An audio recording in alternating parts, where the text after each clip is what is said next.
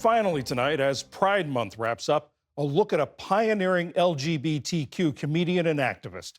In 1979, Robin Tyler became the first out lesbian comic to appear on national television. She used both her humor and her platform to become an important voice in the push for LGBTQ rights and equality.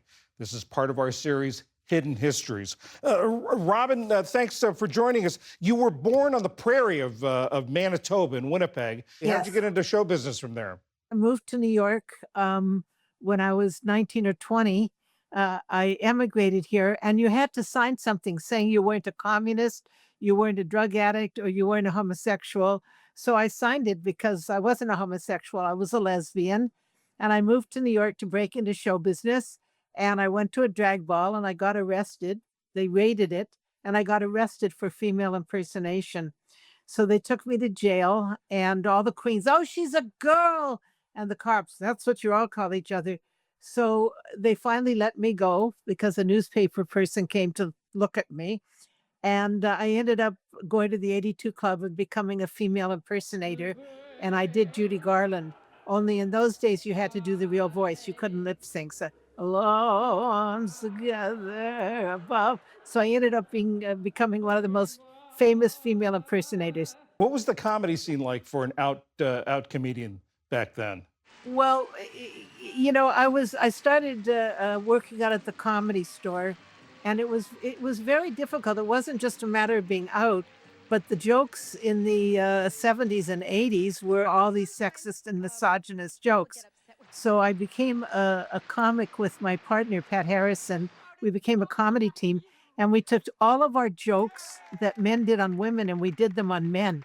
And guess what we found out? Men didn't have a sense of humor. So when men do jokes on women, it's called funny. But when women did jokes on men, it was called anti-male. So that's kind of how we started out. Comedy has always reflected the civil rights movement. In the 60s, when the Black Civil Rights Movement was prevalent, we went from Flip Wilson, all of a sudden Richard Pryor started telling the truth, right? In the 70s, women's liberation. So you had great comics like Elaine Boozer and Lotus Weinstock. And then in the 80s, the gay liberation movement came out. The first march on Washington was 1979. And so all of a sudden, gays always did humor, but the humor that was done on us was making us the object rather than the subject of humor. And all of a sudden, we came up and we could do humor. And I did my first comedy album called Always a Bridesmaid, Never a Groom, which is about coming out to my mother. And so, when we started to do jokes that were about us rather than on us, we started getting laughs, but it wasn't easy. How did you make that move from being an entertainer to be an activist?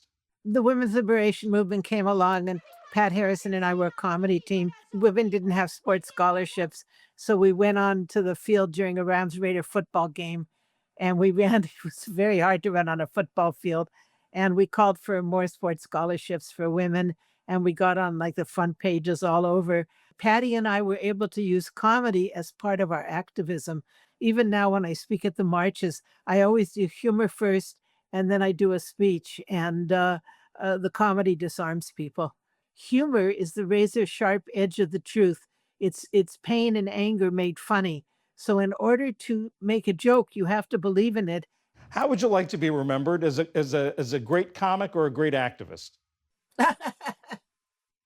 Well, I don't want to be remembered because I don't want to die. But I guess if I were to describe myself, both go hand. I'm not one without the other. So I guess what I really was the laughing warrior. I don't come from anger. I come from loving freedom, loving equality. Because if you're just angry all the time, all you're going to do is burn yourself out and chase everybody away. That's not how you change hearts and minds. You know what I've always said? I'm very lucky in my life because passion is better than Prozac. Very good. Robin Tyler, happy Pride. Thank you very much. Well, thank you.